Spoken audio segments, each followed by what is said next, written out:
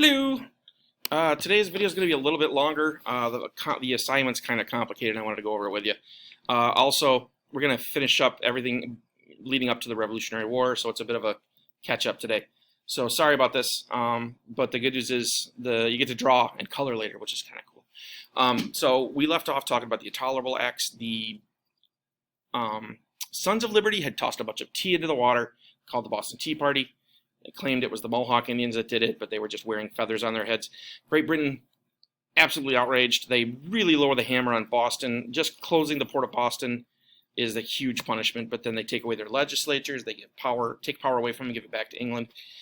Strengthen the Quarter Act, started putting soldiers in their houses. And then last but not least, and this obviously angers everybody, they churned what originally was land that they were forbidden to go to, but they were cheating anyway. They turned that into Canada. And then they made it illegal for any citizen to go to Canada upon penalty of imprisonment. So obviously this is not Canada today, but back then Canada was British because they won it from the French in the French and Indian War.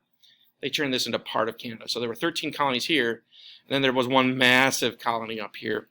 After all these punishments, the colonists have to decide what they're going to do, and we actually see for the first time, the very first time since Jamestown, way back in the day, the colonists are going to meet. If you remember, Benjamin Franklin at the Albany Congress said we need to start working together. And there were some representatives of the colonists at the Albany Congress, but those were mostly like royal appointees there. It wasn't the leaders of the resistance. So these members are going to meet. It's the members of the committees of correspondence. They're going to become officially, like the Sons of Liberty at this point in all the different states.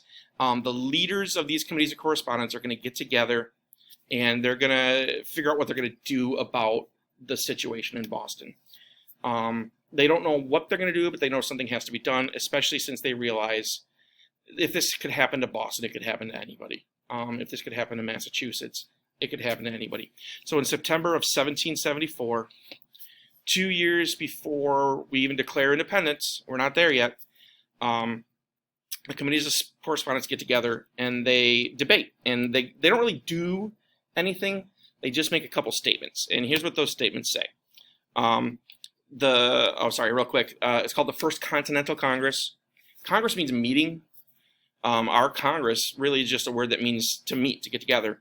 And it was continental because each colony considered themselves their own separate union. So to get together everybody that's a separate union, the name has to be bigger than colony. So it was on the continent. Obviously, it didn't include the entire continent. The Spanish weren't there. The Canadians weren't there. But that's what we called it.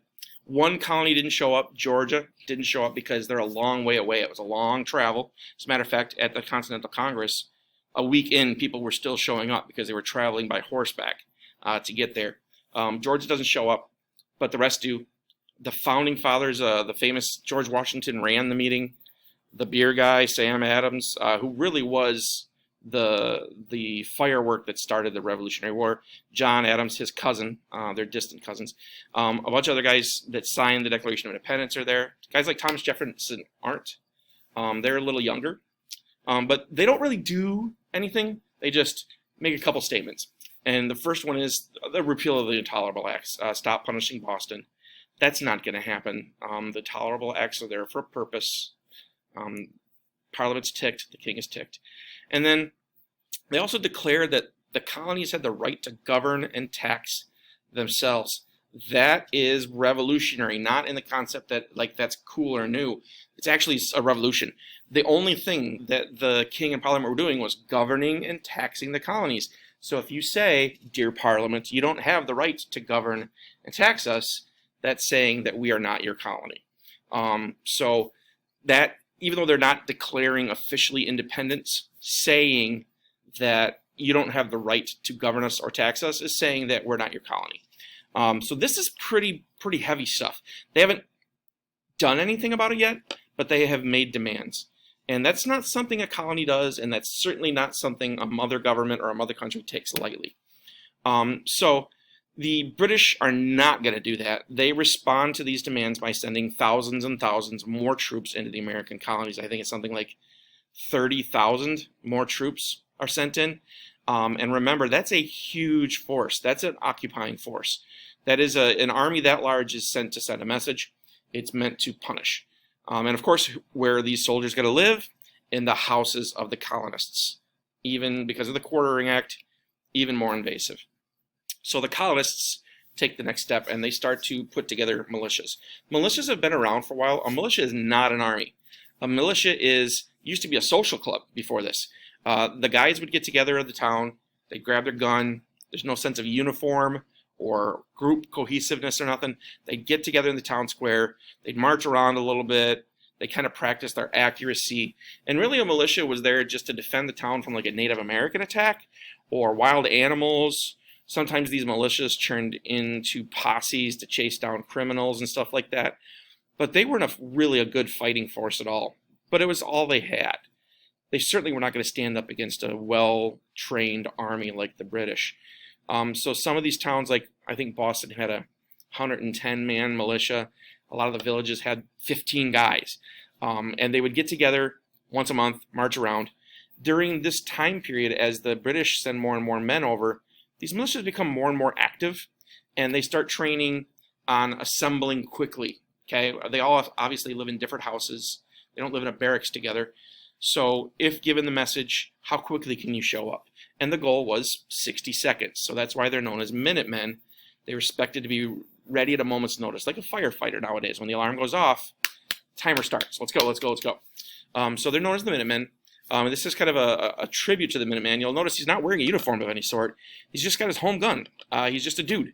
And that's what the militia was. They didn't really have a chance against the British Army, but it was better than nothing. And militias usually cooperated with the army. During the French and Indian War, militias from all of the colonies came out and helped the British Army. But now they're going to be used against the British Army, and that's an act of revolution.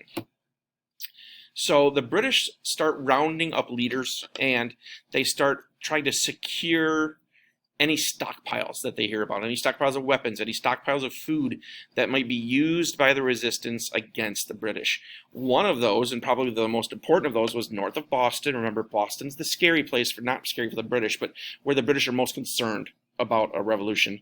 So north of there, in a place called Lexington, the resistance was kind of having a shadow government. They were meeting illegally. Remember, under the Intolerable Acts, it was illegal to have an assembly to run the place. They were meeting illegally, and they were stockpiling weapons and ammunition. So the British find out about it. Both sides have lots of spies, and they send 700 soldiers. That is, a ton of soldiers compared to the militias that could be brought against them. So that is a significant force. The governor's taking this very seriously. Don't forget, governor works for the king. He's not an elected official.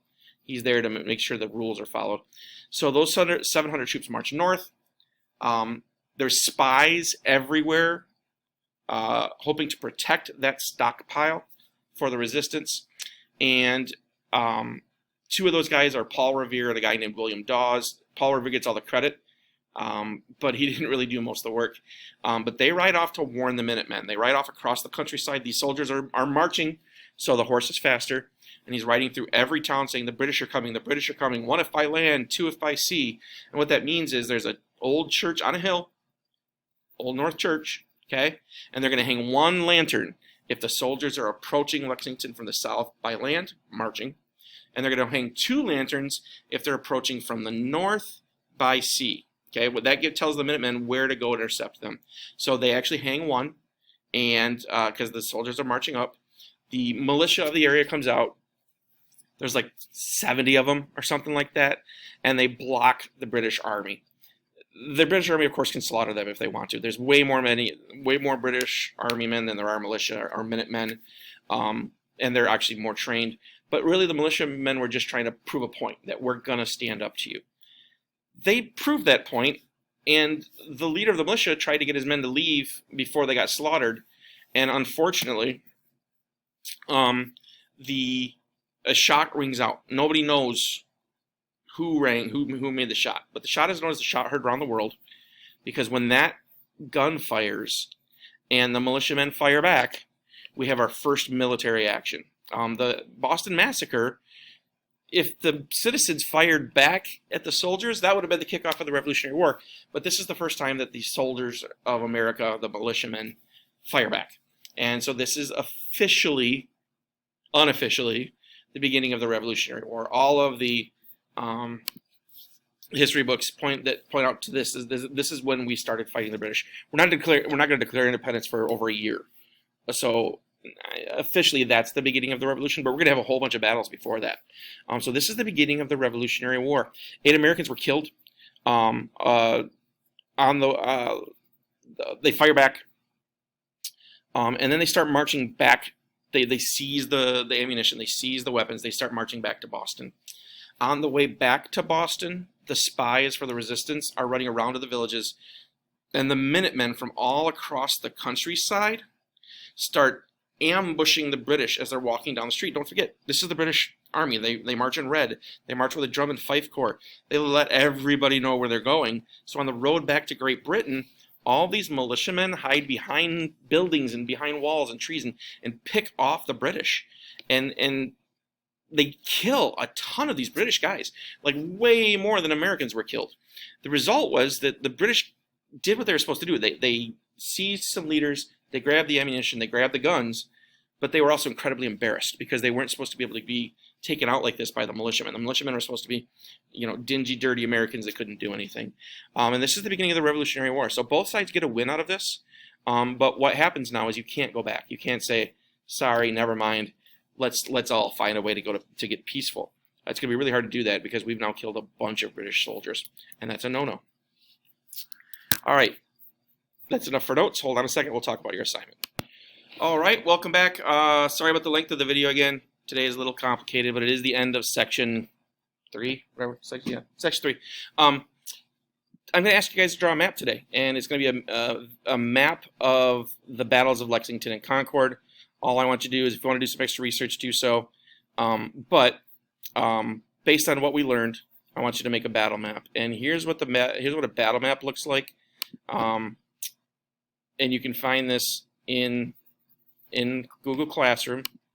Here's the actual instructions. Okay, this is a 20-pointer, so do a good job on this one. So this is like a battle map, and all you do see is the different groups, where they went, okay, when they went there, and where they fought. Okay, so if you look on here, these are the dates where they fought each other, and this has nothing to do with Lexington and Concord. This is Sherman marching across the South in the Civil War. So don't use this, okay? But I'm showing you the parts, okay? So yours would obviously have not these guys, but the Americans and the British, and you're going to make a map of where they went, when they fought, and what happened. Okay, and it's just a map. You can do this any way you want. There's a lot of suggestions on here. You can. I mean, if it was me and I had a printer at home, I'd find a map on the internet of Eastern Massachusetts, and I'd blow it up and I'd print it out and I'd draw on that and show you what I got. I can't take anything from the internet. I don't want to see anything from the internet. I want to see you do the work. Now, if you want to have background materials from the internet, that's fine, but the work has to be yours. So you can use crayons, you can use colored pencils, you can make a slideshow if you want, and just make a slideshow showing a bunch of maps and what happened. You can make just hand-drawn with crayons. You can make a video. You can make a computer animation.